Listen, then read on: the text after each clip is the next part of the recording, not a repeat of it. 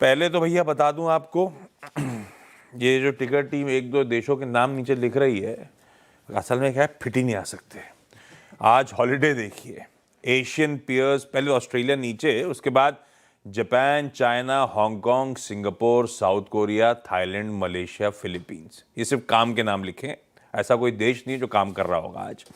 Europe में UK, France, Germany, Italy, Switzerland सब छुट्टी पे हैं। उधर चलिए तो यूएसए, कनाडा, ब्राजील छुट्टी बना रहे हैं और इवन रशिया छुट्टी। देश में दुनिया छुट्टी में आज।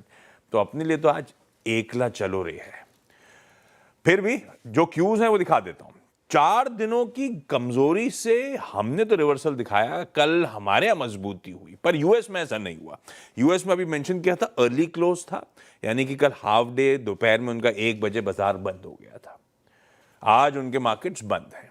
तो जो आधे दिन का कामकाज हुआ उसमें बैक टू बैक चौथा स्ट्रेट सेशन था दबाव का, वो प्रॉफिट टेकिंग का सिलसिला कंटिन्यू कर रहा था। इनफैक्ट हम जब क्लोज हुए थे तो यूएस के फ्यूचर्स कल 3:30 बजे 1/4 से आधे % का कह लीजिए दबाव था। उससे ज्यादा 2/3 से 3/4% कमजोरी के साथ वहां के मार्केट्स बंद हुए।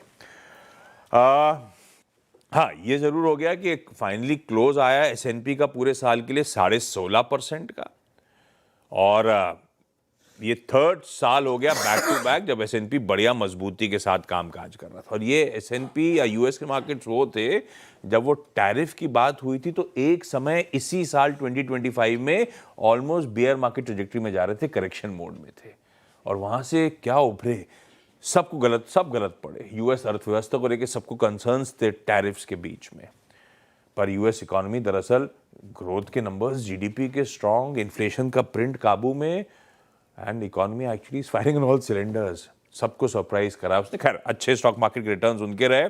अब इस नए साल के लिए एआई ट्रेड, जिसने साल जाते जाते थोड़े से कंसर्न्स वैल्यूएशंस के फ्रंट पे रख दिए थे सामने, पर उसके बाद वो उभर गए, वो बात अलग है।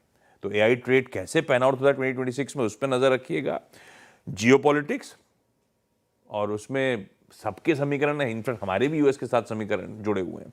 और एक चीज और है जो कुछ ही दिनों में या आने वाले समय में अनाउंस होने जा रही होगी, वो नए फेड चेयरमैन का नाम, जेरोम पॉवेल को कौन सक्सीड कर रहा होगा, वो शायद कुछ ही दिनों में अनाउंसमेंट आना चाहिए इस साल की शुरुआत में ही।